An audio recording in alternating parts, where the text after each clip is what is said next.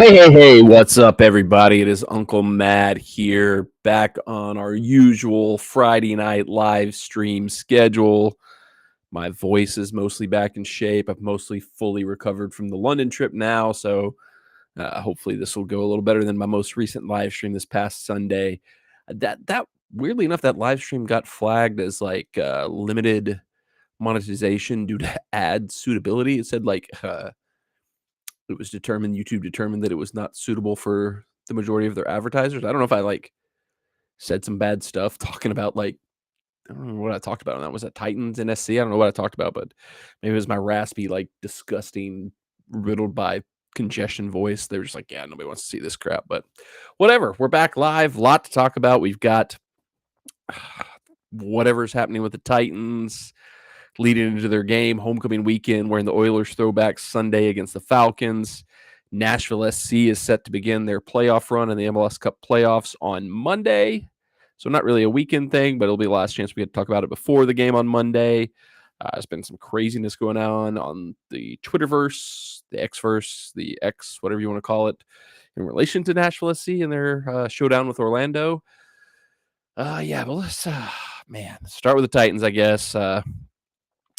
I'm a Vandy fan, Vandy football fan, Vandy basketball fan of all Vandy college sports. And one thing we've always had in Vandy football, it's kind of like a running inside joke we've always had, is that whenever Vandy has a bye week, the joke is always, well, we didn't lose this week. Vandy's undefeated against the bye week. I think a lot of bad teams kind of use that joke. Titans found a way to lose in the bye week. I was sitting there Sunday, and I saw a lot of other Titans fans kind of express the same sentiment on Twitter. X, whatever it's called. That it's nice to have a football Sunday where you just sit back, you just watch the games, you just enjoy the sport. You don't have to worry about whatever's going on with the Titans. You just watch the games, enjoy the sport. It's kind of like what I do with college football with Vandy. I don't really concern myself really that much with what Vandy does win and loss wise anymore. I just watch college football and enjoy it. So, and you got to do that last Sunday as a Titans fan, because they weren't playing because they had the bye week coming off the London game. But then Sunday Night Football came along. Eagles and the Dolphins live, prime time, only game to watch. AJ Brown once again just looks like a once in a generation, just like freak athlete, stud wide receiver, and it's like we had this dude, we had this guy on our roster, and we traded him away for pretty much nothing. Then fast forward a couple days into the bye week, it's still kind of like, all right, that's whatever. We're used to that. It's always going to be a little knife in the side whenever we see AJ Brown have a good game. It's just always going to be there, but we're getting used to it at this point in time. Then earlier this week, it was announced that the Titans had traded star safety, former All-Pro safety, mayor of Murfreesboro, one of the faces of the franchise, one of the leaders of the team, Kevin Byard, traded to the Philadelphia Eagles. And it's stung because you don't want to see a guy like that leave your team. Stung because it's like, oh my God, it's the freaking Eagles again. How do we keep giving all our best players to the Eagles? Stung because it definitely came across as like waving the white flag on the season, the Titans giving up on the season, saying we've got to cut our losses, recoup draft capital where we can, cut salary cap where we can.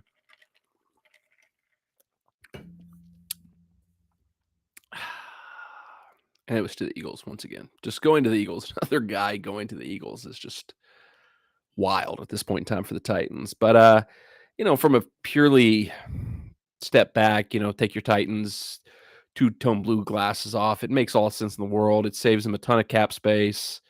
They were low on draft capital from some of the other trades and stuff that John Robinson had brutally been pulling off the last couple of years. So 5th and a 6th doesn't seem that great, on paper, but I think that's more if you're looking at the way trades work on Madden, where you can't possibly make a trade unless you give up a first round pick. So it's like safety, wrong side of 30, who really, still a solid player, but hasn't maybe been the full on superstar he once was this season and maybe a little bit of last season.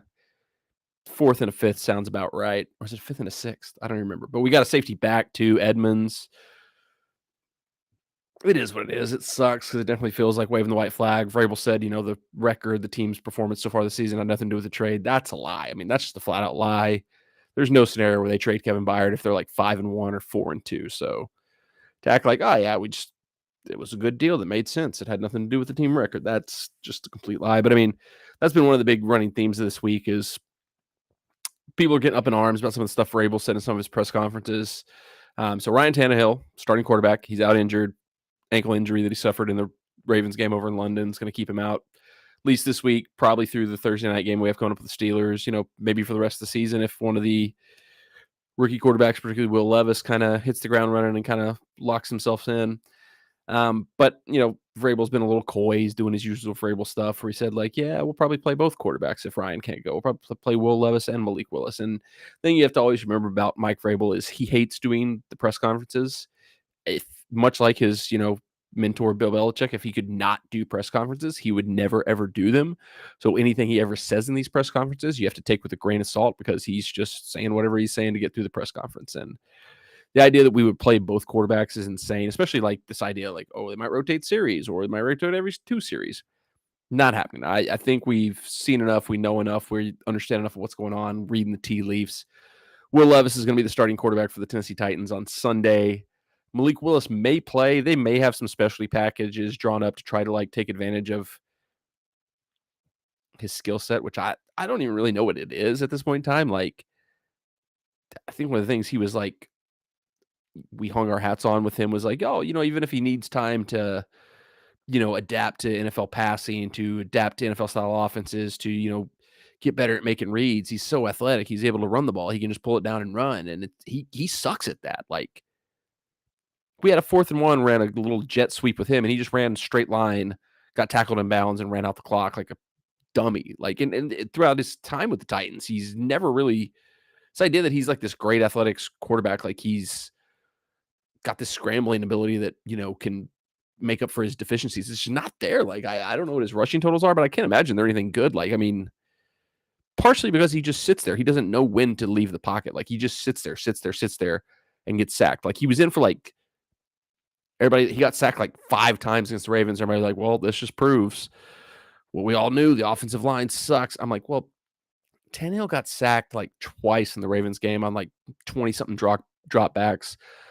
Willis got sacked like 10 times on 10 dropbacks. So I think what we've seen from him previously, what we've seen in that one instance, what we saw that made Vrabel and co last year be like, we can't play this guy. We have to go get Josh Dobbs off the scrap heap from Pittsburgh to try to like salvage this team is still there. He can't read defenses. He can't make decisions. He sits there. He just freezes in the pocket, takes sacks, gets hits, doesn't have that scrambling ability that he's supposedly supposed to have. He's a disaster. I can only imagine the only reason, we haven't seen much of Levis because he got hurt in preseason, so we only got a small little bit of it. But my best guess as to why Willis has remained the backup this season is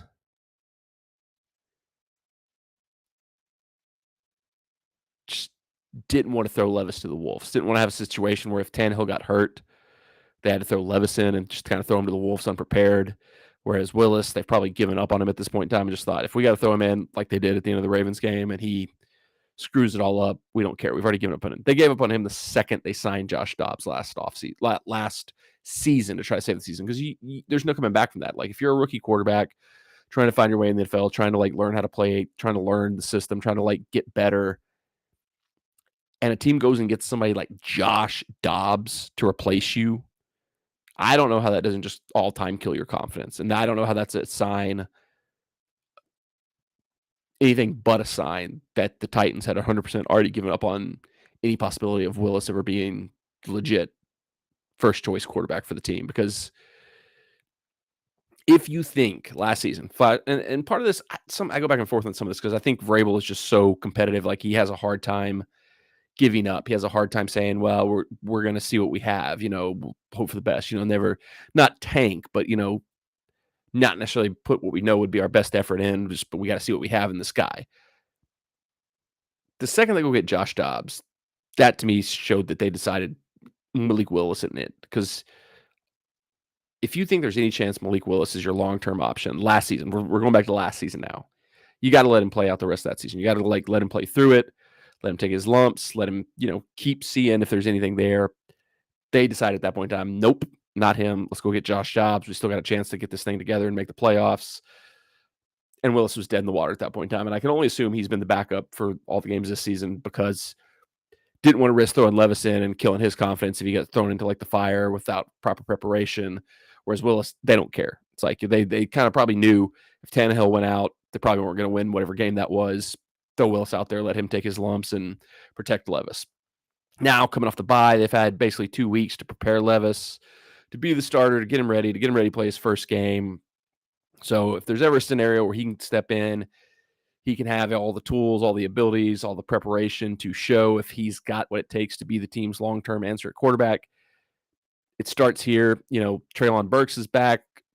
Hopkins is going to be in there. He's going to have his full complement of wide receivers.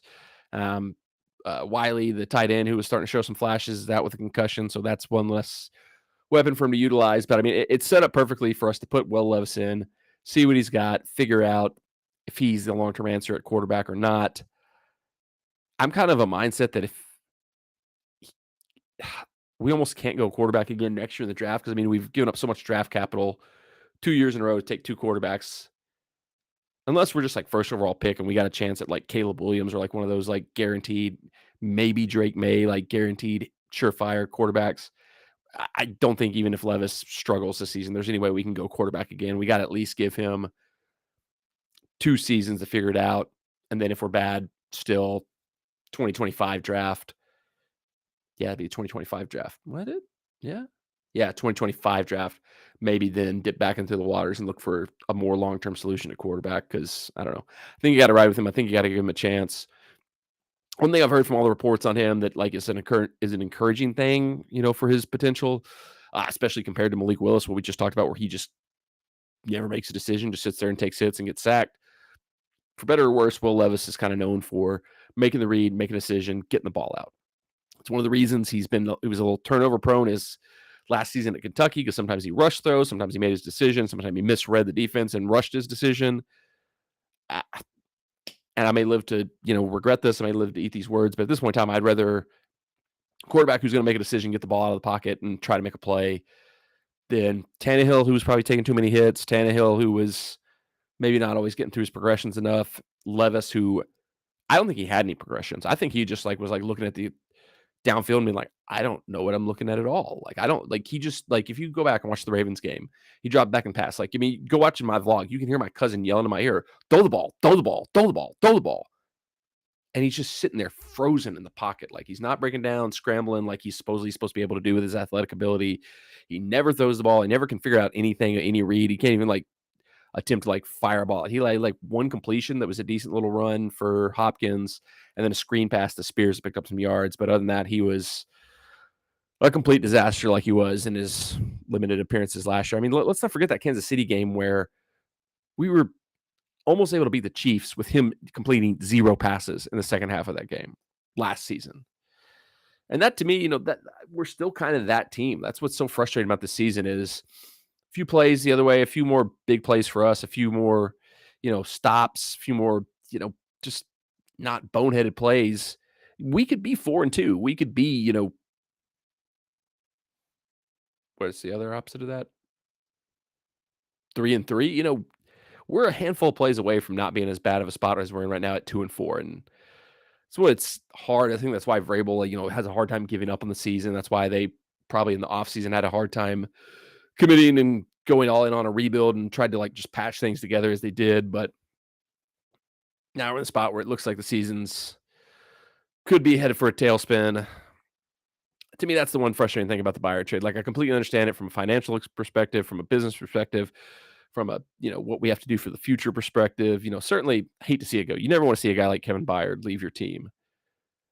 I think the more frustrating thing is it's probably what we should have done in the offseason. We probably should have just, I think we now see we probably should have pulled the Band-Aid off, ripped the Band-Aid off, gone full on rebuild, traded Byard then, maybe traded Tannehill then, maybe traded Henry, stock up as much, draft capital, as much maybe younger talent as we could have in trades, whatever we could get back on those trades.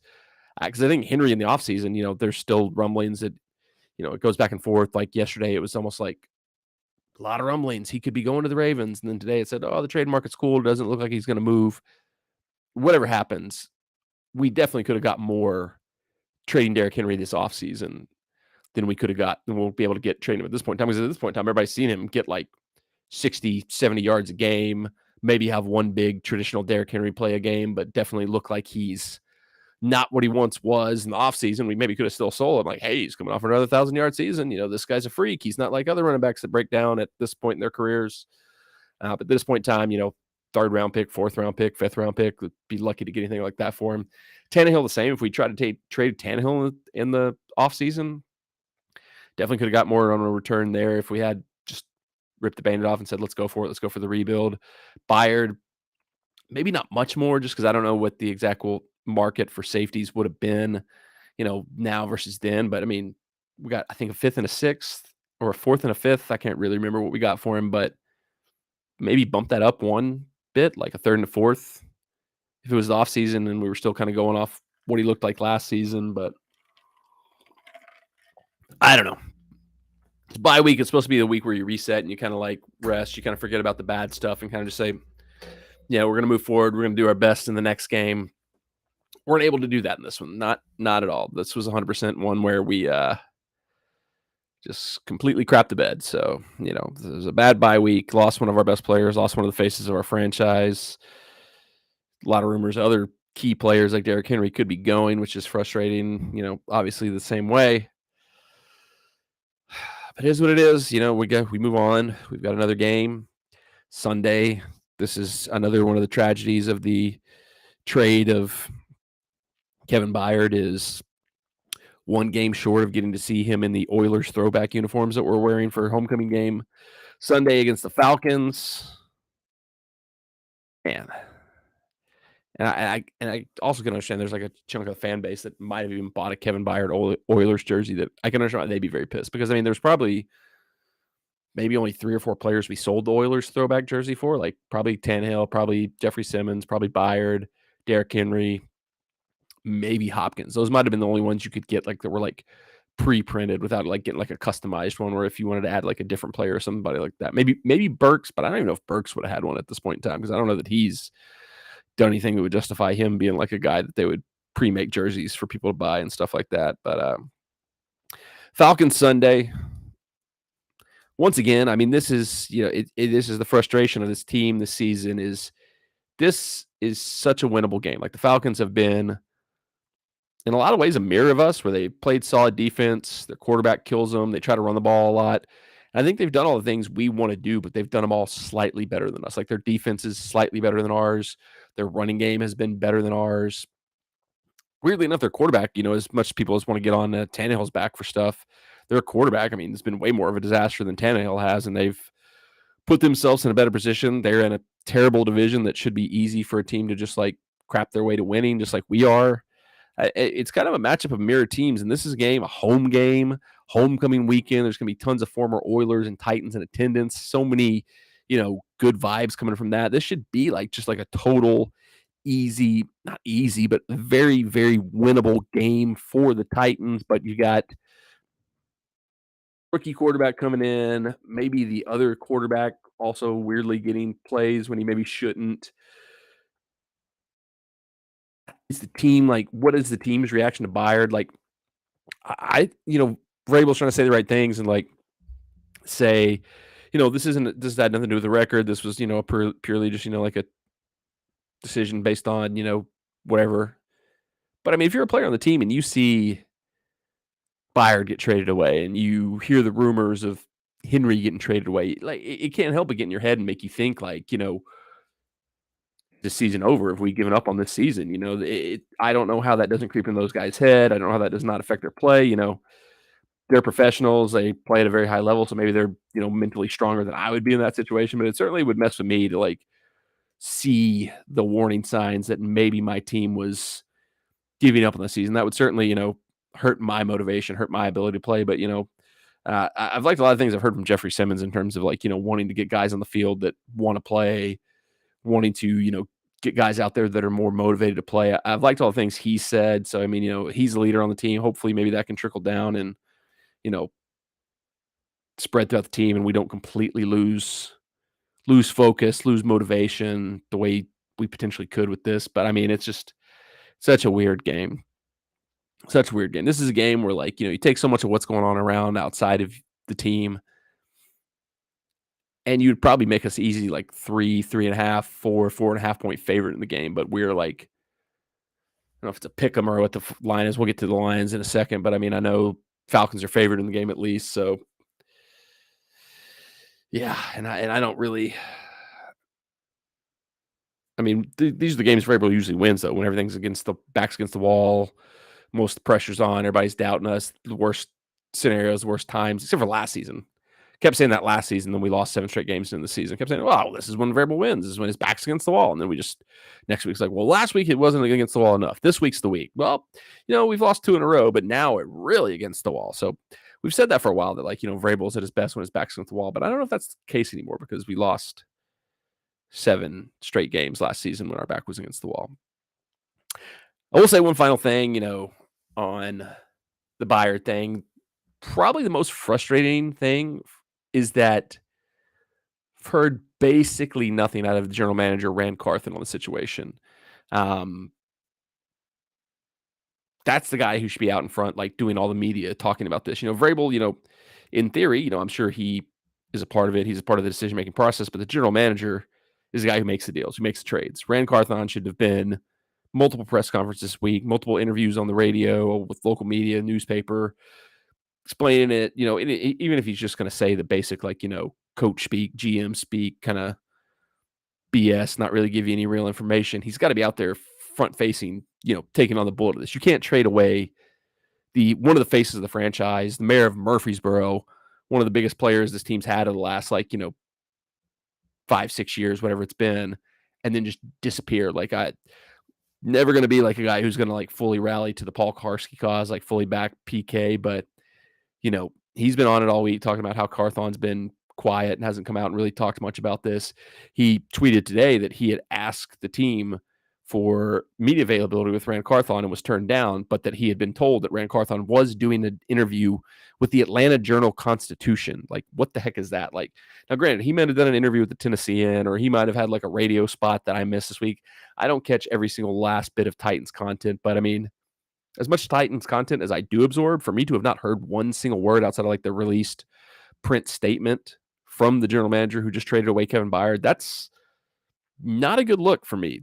I don't like that. That is, you want to make that move, you got to come out and defend it. You got to come out and talk about it. You got to come out and justify it. You got to speak to your fan base on as many platforms and as many times as you possibly can. So if he's done an interview with the paper or a quick spot on the radio, fine, but he's got to be everywhere. This is a week where he should have been all over the media talking about it, thanking Kevin, explaining why, in terms of building for the future, Edmonds comes in, he can slot right in and keep us competitive.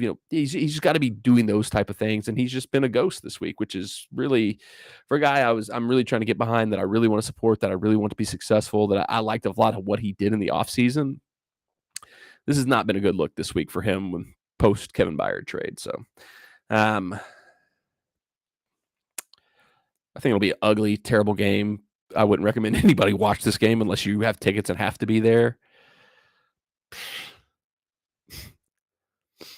2014 Falcons. That's my score prediction right there for you. 2014 Falcons. Barf. Sorry, I may have screamed that into the microphone too loud.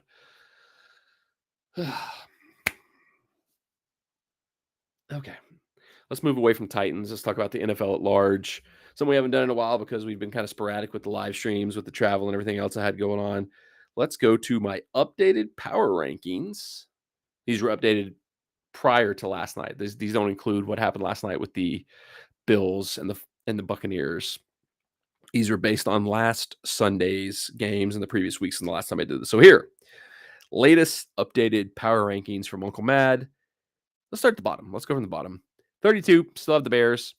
They got a little bit of spark from their like little rookie Division II quarterback that's coming out of nowhere. Maybe, I mean, if he can come in and do things well, like one of the big things everybody said he did so well for the Bears was that he just got the ball out of his hands. He didn't like take sacks, take pressure the way Justin Fields does.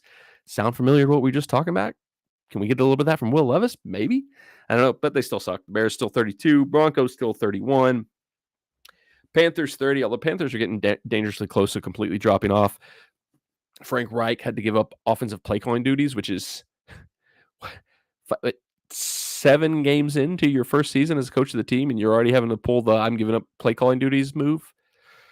I always thought he sucked with the Colts and that he just lucked into having some good players in the early run there with Andrew Luck, but I think he's showing his suck right now in Panthers. That might be a one and done. I would not be surprised at all if they just fire him because they are, Bryce Young's not looking great. He's been kind of Frank Reich himself's kind of been complaining about the ownership structure and how the ownership's involved in stuff.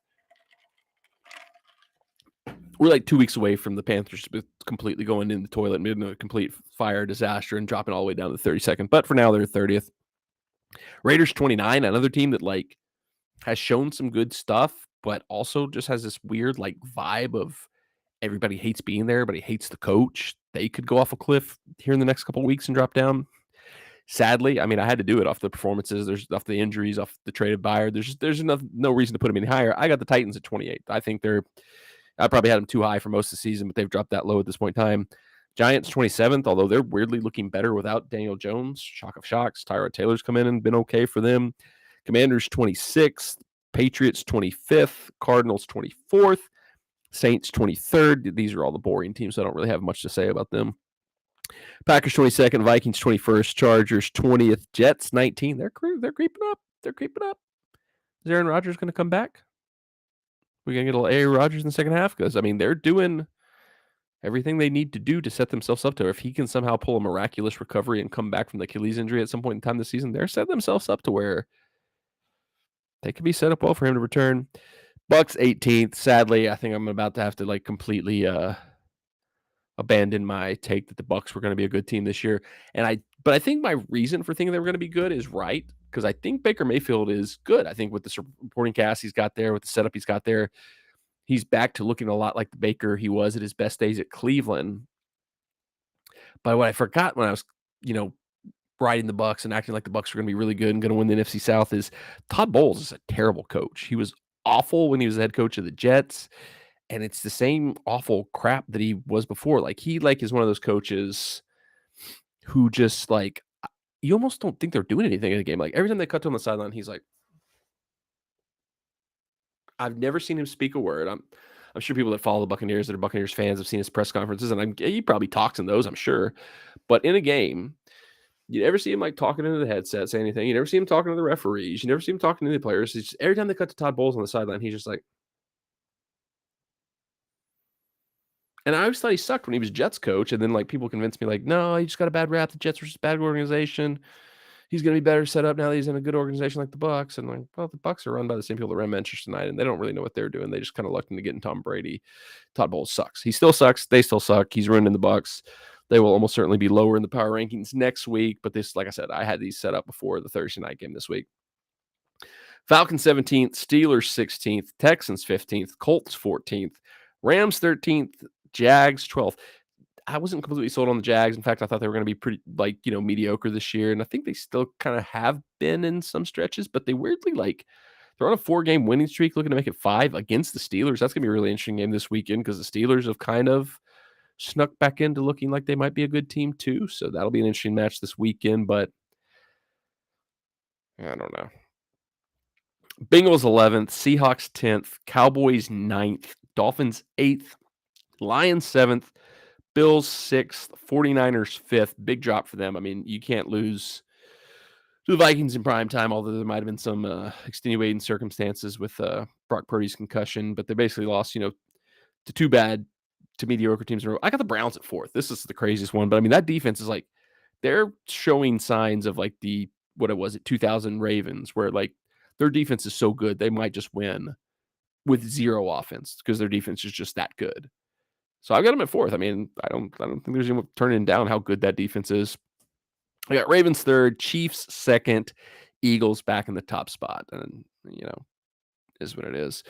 Let's go through the games this weekend. We'll give all of my picks, not picks that I'm necessarily going to make. As always, these are just, if I was going to bet a side, these would be the sides I would bet for these games. What is happening? DraftKings is having a seizure on me right now.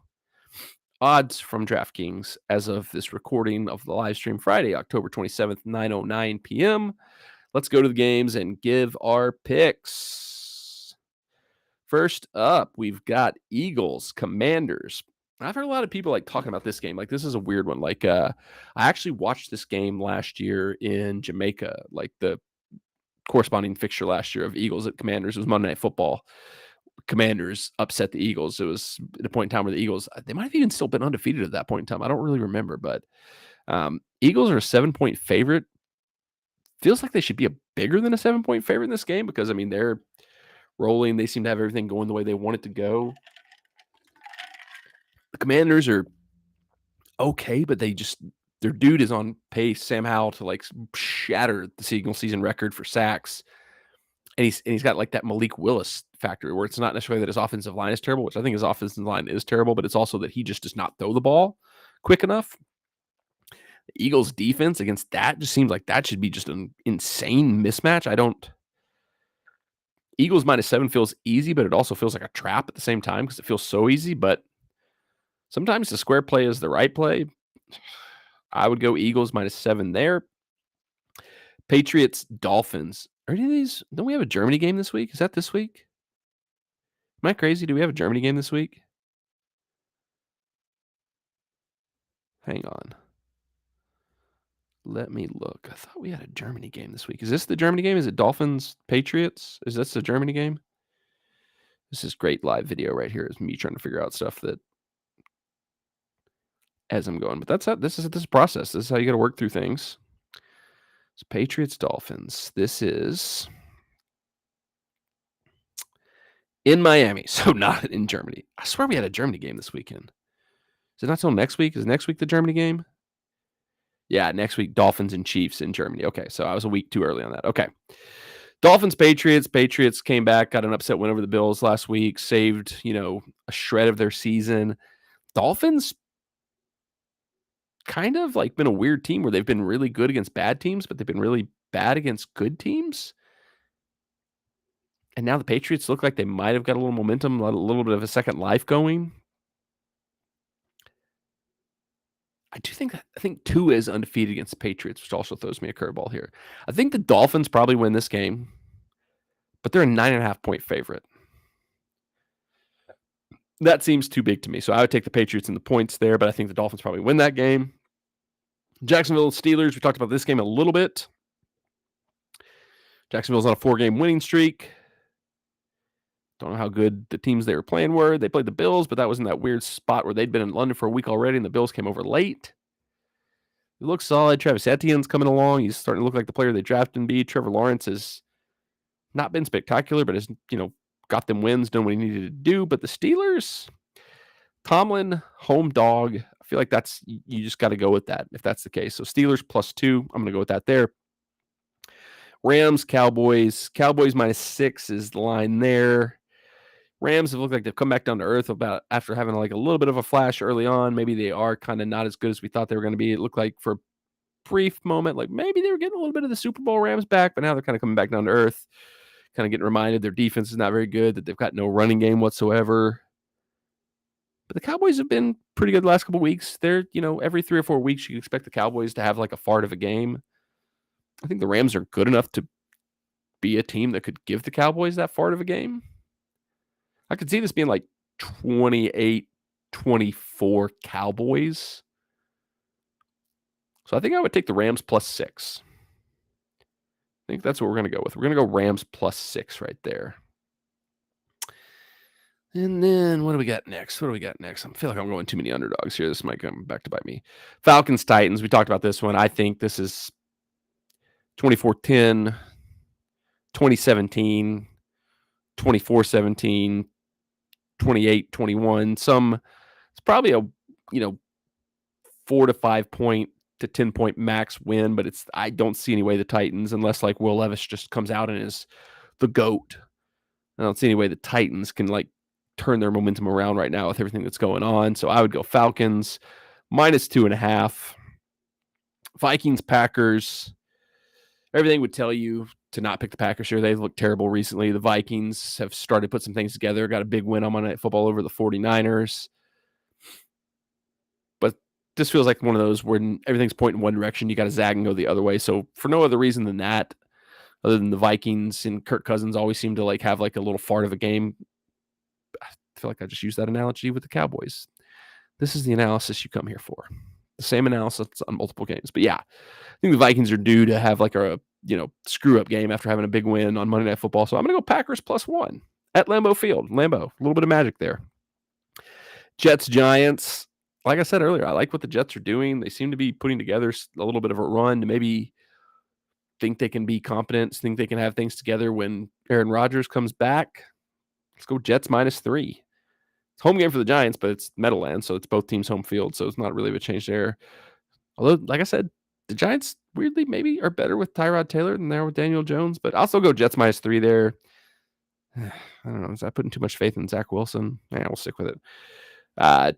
Texans, Panthers. Texans 3.5-point favorite. I'm going Texans all day there. Like I said, I think the Panthers are on their way to falling below the Broncos and Bears. This is the worst team in the league.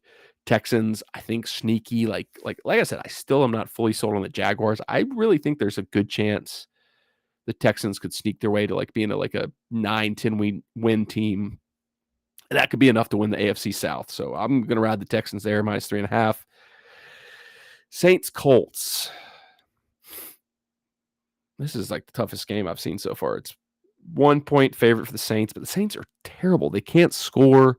The Colts put up 30+ on like the Browns' vaunted defense last week, even with Gardner Minshew, who the joke that seems to be being made over and over again with him is that he's better as a backup. Like start whoever your third string quarterback is and then bring Minshew off the bench and he'll be better. But I don't know. The Colts have been playing good enough throughout the last couple of weeks, even without Anthony Richardson, and the Saints are terrible. That's a weird one to me. Colts being a 1-point underdog at home to a terrible Saints team. Yeah, I'm going to go Colts +1. Browns, Seahawks. This is a tough one. Like I said, the Browns are bordering on like creeping into the territory the Ravens were in the 2000 season, where their defense is just so good. Don't even need to have an offense. Just don't turn the ball over. Like, just keep the ball, run the ball, kick field goals with Justin. Or that's not who their kicker is. I don't know who their kicker is. That was so stupid. Just keep the ball. Don't make stupid mistakes. Let your defense win games for you. Seahawks, though, have looked competent. They've been putting some stuff together. They've been, trucking along the way they do, just efficient. Solid play under Steve Carroll. Not Carroll. Pete Carroll. Steve Carroll's the guy from The Office. We were just watching The Office earlier. This is what happens. Yep. Middle Tennessee Pyro says, Panthers 0-6, worst in the NFL. I guess by record they are. That 100% is true. That is 100% true. I don't know why I haven't fully just embraced moving them below the Bears and the Broncos yet. I don't know why I'm still keeping them at 30. I don't know. Maybe it's just because the Bears were so bad early and the Broncos just have been so bad for so long that I'm not fully ready to put another team ahead of them. I don't know. Browns, Seahawks. Browns +3.5. I'd take that. If it was +3 or -3, I'd probably go Seahawks. But for whatever reason, the hook and thinking about the Browns defense, I like that. So I'd go Browns +3.5 there. Chiefs, Broncos -7. This is very similar to Eagles and Commanders, where it's a division rivalry. The Chiefs have just owned the Broncos for a while, and I guess it's because the Chiefs haven't really put their foot on anybody's throat this season. They've just kind of been going about their business, getting wins that maybe they're not getting as big of a spread as you would normally expect. But I mean, I think they win this game by 2-3 scores easy. Chiefs -7 feels like stealing money, which almost makes me feel like it's a trick and a trap, as these always feel like a trick and a trap in these situations. But I'm going Chiefs -7. Bengals, 49ers. This, I really wish Brock Purdy was going to play in this game, but it looks like he might be out with the concussion he suffered in late Monday night against the Vikings, because the Bengals have started to put some stuff together here. And this is another one. This is such a weird line. The Bengals look like they've put some stuff together. They've kind of gotten through some of the stuff that was slowing them down early in the season. Coming off a bye, so Joe Burrow should be the healthiest he's been all season. They're getting T. Higgins back. And even with Brock Purdy potentially out and Deebo Samuel out, the 49ers are a 5-point favorite? They're a home team. They've been one of the better teams in the league for most of the season, but they just lost to the Browns. They just lost to the Vikings. That's a weird one. Like, I really, really don't get that one at all. Like, I fully don't understand that line. Like, I said the 7 in the Eagles game and the 7 in the Chiefs game seemed like low and didn't make much sense. Like, this makes no sense to me. If it's Sam Darnold with no Deebo Samuel, potentially no Trent Williams, their starting star left tackle, he was out last week and might not be back this week. Whew. I'm very tempted to lock in, like, as an actual bet, Bengals +5 right now, because I feel like at some point in time when official injury news comes out and they officially confirm that Purdy's out and they officially, potentially confirm that Trent Williams is out, like, that could, like, drop crazily, because I'm like, I don't know. Bengals +5. I'm going Bengals +5, and I might lock that in as an actual bet at TBD. Ravens 9.5-point favorites against the Cardinals. I think that little bit of magic the Cardinals had early on this season's probably run out at this point in time. So I'm gonna go. I think they, the Josh Dobbs little magic ran out too. So I like the Cardinals a little bit earlier. I like their defense. I like some things about them, but I think they squeezed all the juice they could out of that little bit of a lemon they had going in this early part of the season. I don't know if that analogy even makes sense, but that's what you get what I meant, or you don't. I'm going Ravens -9.5 there. I think they win that by 14 or 20 even. Bears, Chargers. Look, the Bears have not been good. I have them ranked as the worst team in the NFL. But the Chargers are probably the worst good team I've ever seen. Justin Herbert, all the talent in the world, seems to crap the bed more often than not. Their coach is a dummy, maybe the biggest dummy in the entire NFL. Stupid as they come. This is at LA, but it's going to be by far a Bears home game. The Bears fans will take over that stadium because nobody cares about the Chargers. And the Chargers are so dumb. Their head coach is so dumb. They just poop all over everything they try to do. There's no way I can pick them to beat anybody convincingly. So Bears +8.5 is the pick there. And then last game, Monday Night Football, Raiders-Lions. This is interesting because, the Lions looked, for all intents and purposes, like one of the best teams in the league and then absolutely got smoked by the Ravens. But I think when you're a team on the rise, like when you're a team that's like building towards being a good team after being, mediocre to bad for a while like the Lions are, you're going to have those hiccups. You're going to have those bumps in the road. You're going to come up against another like team that's, more traditionally a good team like the Ravens are. And, sometimes that game, the Ravens were up 21-0 before the Lions even knew what happened. And sometimes when a game gets rolling that way, there's only so much you can do to stop it. Raiders suck. Lions are at home. Dan Campbell is going to have been up their butts all week. He's going to be firing them up. He's going to have the boys ready to play on the Lions. I think the Lions smoke the Raiders here. Lions -8. And those are your picks for this week in the NFL. We'll come back on next week's live stream and see how it all played out. See how the picks. I've been going slightly above 500. I think I've been like 7-5, 6-5, maybe a push here and there. So these picks have been okay, for the most part. 15 pick parlay. If you wrote all those picks, $10 would win you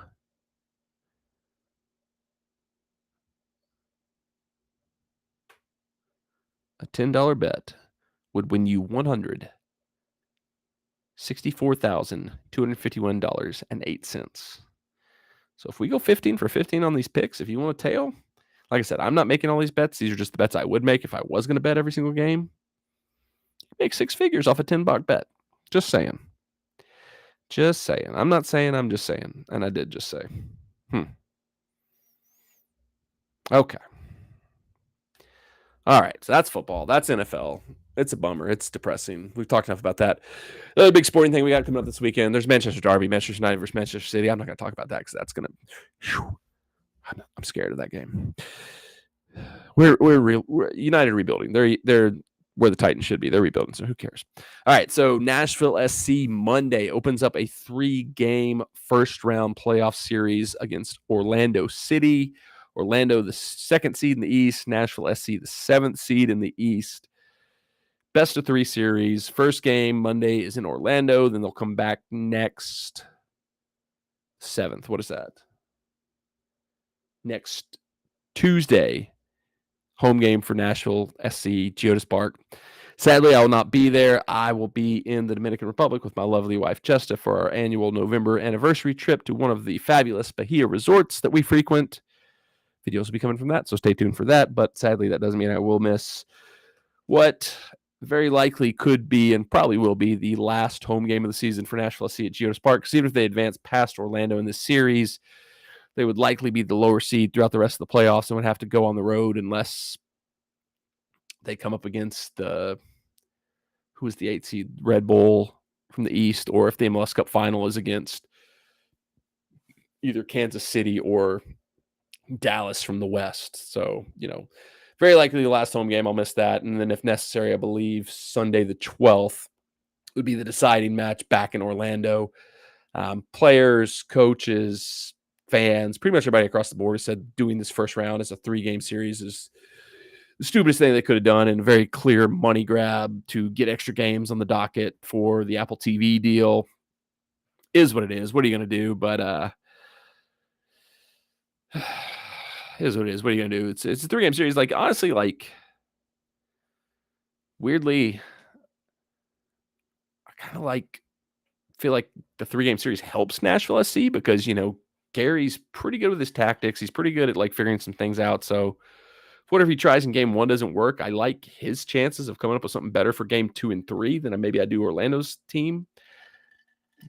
Got Music City Pyro says, I want us to win, but I have my doubts about NSC. I mean, we're the 7th seed. I mean, we are in a traditional year. If we didn't have this 8-9 play-in game, we would have been one of the last teams to qualify. And we were one of the final 3 teams to be in the playoffs. I mean, but it's weird, like, with MLS, the difference, it's not like being the 7 seed versus 2 seed. It's not the same as like, I don't know, like the NCAA tournament where it's like 2 seed is like a blue blood like Kansas or something like that. And the 7 seed is like some team from like the Atlantic Sun that barely got in the tournament. Like, I want to look at something real quick. I want to pull up the final table for the MLS season.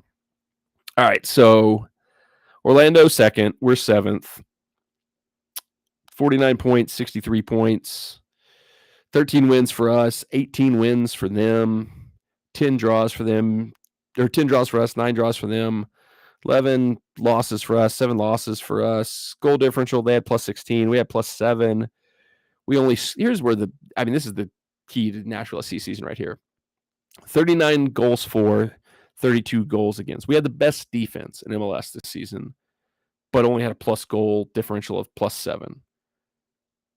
Orlando gave up 39 goals. We got 32.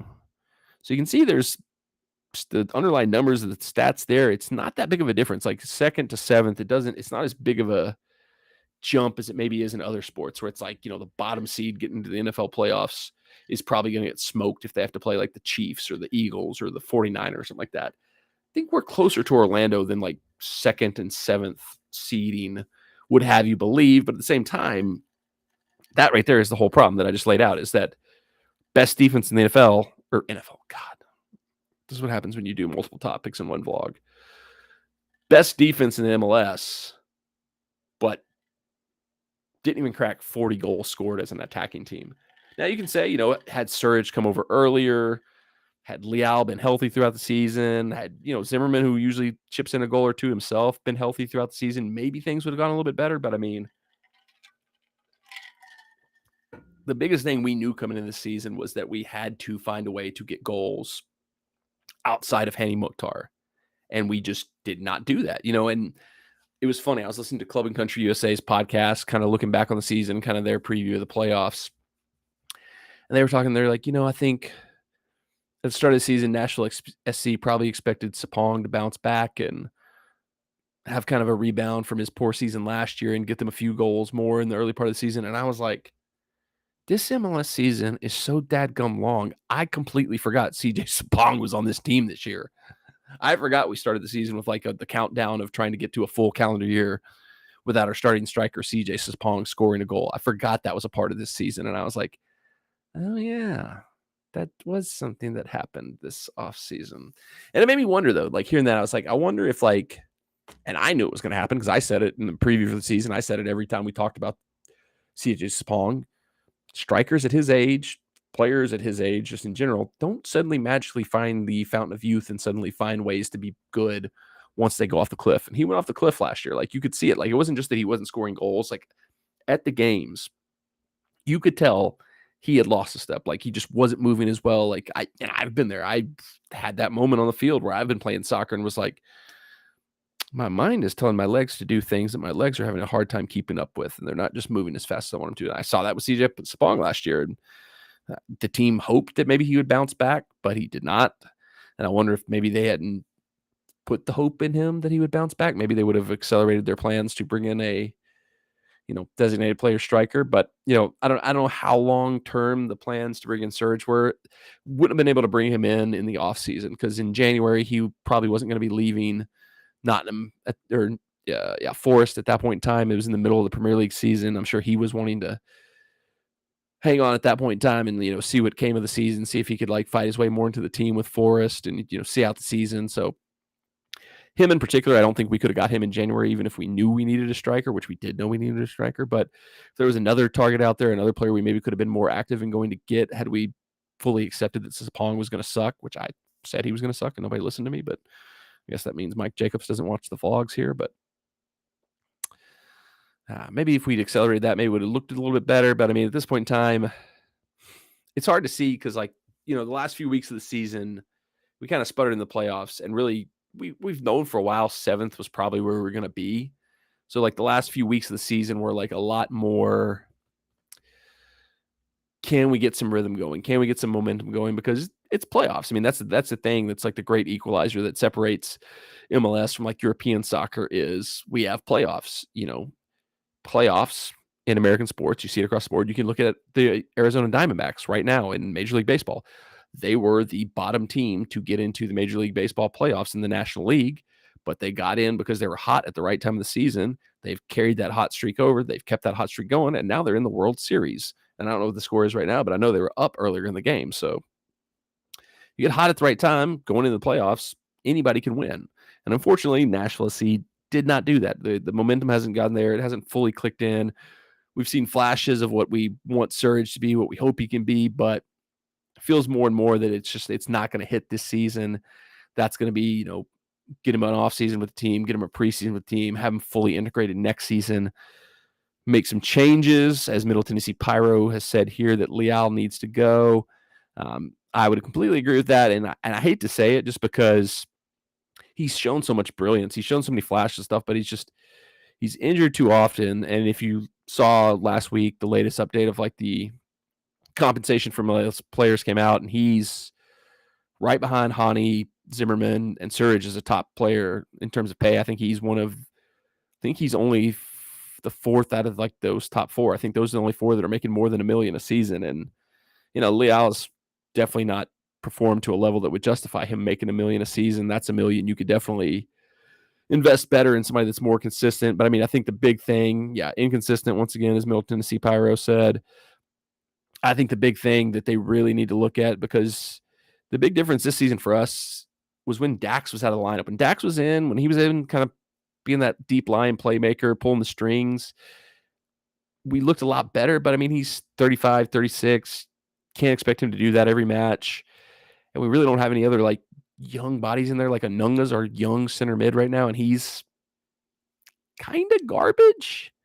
Sean Davis was kind of brought in to be a kind of guy that would kind of refresh the midfield, and he's done a pretty good job at that, but he's not like, he's one of those just like solid, right down the middle, run the line players, but he's never going to give you like anything particularly spectacular. He's consistent, he's reliable, but he's not going to like pick out the key pass to set up a goal. He's not going to score a goal. We need somebody with that kind of dynamicism.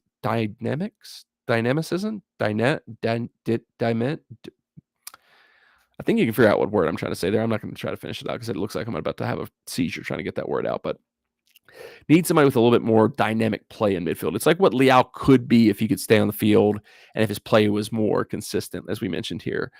So midfield needs an overhaul. Probably need to get some new fullbacks in just for depth, because I mean, we've seen when Lovitz has been out suspended, when Shaq Moore a couple times has been out injured, having to go to Moyle as right back. Taylor Washington, love him to death. Great guy in the community, solid workers, giving his all for the team in his time here. But there is a consistent drop off when it goes from Lovitz to him. But I mean, a lot of that has to do just more with the roster mechanics in MLS. And everybody kind of expects, I think, with the arrival of Messi, with Miami wanting to bring in more, European star players, that MLS is likely going to open the purse strings a little bit, open up the roster mechanics a little bit this offseason, give teams a little bit more financial freedom to make moves, to strengthen their teams, to add depth. So hopefully that's something Nashville SC can take advantage of.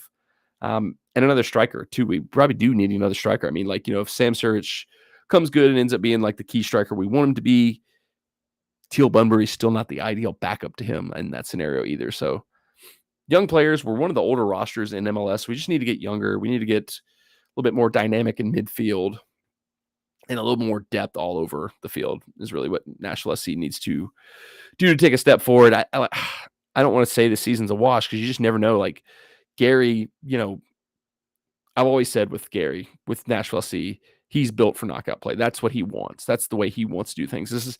He won MLS Cup with a not very good Colorado Rapids team because he knew how to set up a team to win and knock off playoffs. We got to the Leagues Cup final because Gary knows how to set up a team in knockout playoffs. Is he ever going to win the Supporters Shield? Probably not.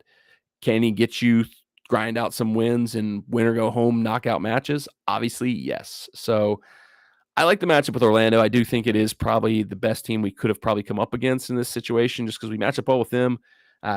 Split the regular season series. We won down there in Orlando in April. They came down here and went a stupid, just disgusting, gross game that they ruined. Probably didn't deserve to win that game, but they did win the game here at Geodis Park just a few weeks back. So it's a good matchup. It's not like a completely lopsided, the 2 seed's going to smash the 7 seed here. Been a lot of weird stuff going on in Nashville SC Twitter. Like if you're in that world, if you follow a lot of the big, accounts that talk about Nashville SC, that support Nashville SC, weird stuff going on. A lot of weird back and forth between Orlando fans and Nashville SC fans. A lot of very personal things being said and done on Twitter. And it's, one of the things you kind of sit back and you kind of sip your tea from a distance. You're like, ooh, I can't believe you went there. But it also makes me very glad that social media wasn't around in this way and Nashville SC wasn't around in this way when I was 24, 25, because I would have almost definitely got myself into a whole bunch of trouble had social media and Nashville SC been around when I was 24, 25. So it's good to be the kind of elder statesman of the group and just kind of sit back and watch the fun, watch the entertainment, but not really dip your toes in the water and just get yourself into the mess. So cheers to those of you who are fighting the battles for Nashville SC on the X this week. You are doing the Lord's work, and sometimes you're doing the devil's work a little bit. So hats off to those people. I don't know if I can give an official prediction right now on the Nashville SC series. It's another one. It's this weird best of 3 series. I feel like I have to see the first game before I can really get a feel for what's going to happen. Because like I said, I like the matchup with Orlando. I like our chances against Orlando, but who knows? You just never know till you get on the field. So it'll be exciting to watch that. Unfortunately, this whole 3-game series is all strategically lined up to where I'm going to basically be able to struggle to watch every single match of it, because the first match, Monday night, I've got a work thing Monday night, so I'll have to watch it on delay when I get home from work. The second game, Tuesday, I'll be in Dominican Republic, which I believe I can get Apple TV, the MLS season pass down there. So, but I mean, am I really going to take time away from me and my wife's vacation to throw on a Nashville SC game in the middle of our vacation? Yes, I am, of course. If I can, we'll see. Justin's probably not watching this, so I can get away with saying that. But if there is a third game, the third game of the series is going to be the Sunday that we fly back. So it'll be going on the whole time we're flying back. Maybe you can get Wi-Fi on the plane to pull up the stream. I don't know. We'll see. Yeah, it's just scheduling wise, it's not really working out really well for me in that regard. But we're going to be cheering on the boys in gold no matter what. Middle Tennessee Pyro, he is saying it's going to be 2-1 Orlando. I can see that. I like I said, we split this. We split the regular season 1-1. Each team took a win from the other team. Could see both teams getting a win in the first 2 games here. Maybe they win at their place, come back to Geodis Park, we get the win here, go back there, they win in the third game. That's probably the most likely scenario, I would say. But really, I mean, if it goes to the full 3 games, that doesn't do either team any favors going forward. So once again, another example of why this 3-game format is so stupid and so terrible. Like, if they'd wanted to like just kind of like follow suit of like European soccer and gone, well, let's just do a home and away, 2-leg aggregate, sure. But 3-game series, it's very clear that they wanted to squeeze extra games out of this and get more TV revenue, more money, that's the sad part about sports. Same thing we just saw in baseball. Why did baseball have all these extra games for the wild card series now? Money, TV money. It's all money. Everything comes back to money. Everything comes down to money. That's some scrubs, but I changed the words on that one. I probably, if I was going to make a prediction right now, I probably would agree with Music City, Middle Tennessee Pyro. Probably is Orlando 2-1. I have a hard time seeing them sweeping us. I do think we are good enough and we match up well enough with them that we should be able to take at least one game, but beating them twice in a 3-game series when they've got 2 out of the 3 at home is a tough ask. I mean, for any situation, could be us against like, one of the worst teams in the league. It could be us against, I was going to say Miami, but Miami's pretty good. Like, weirdly, the worst teams in the league are all the teams that do really well against us. Like, we've never beat like Galaxy, like kills us, and they were one of the worst teams in the league this year. Us against Colorado Rapids. I don't know if we've shown a consistency to where we could win 2 out of 3 against the Colorado Rapids if that was the matchup. So I like the matchup. I like our chances, but at the same time, it's going to be a tough ask. So probably would lean Orlando in that series. I think that's all I wanted to chat about this week on the Friday. I've been talking now for over an hour now, so this has been one of the longer ones we've done in a while. I've been kind of keeping them short and sweet and kind of busting out. Also, I could barely speak in the last one I did, so getting an hour out of this one feels pretty good. Thank you to Middle Tennessee Pyro and to everybody else who watched live. If you're watching this on the replay, I appreciate it. To anybody who's watching this at any point in time, please subscribe to the channel, turn the bell on for notifications. You'll always get alerted whenever I do a live stream. You'll get alerted anytime I post a new vlog, which I've been doing daily throughout the calendar year of 2023, and I'm planning to do throughout the remainder of the year. We don't have that much long to go. I made it a lot further than I thought I would. Hats off to me. Pat on my own back. This is me patting myself on the back. Thanks for watching. We'll see you in the next video, and until then, enjoy your life.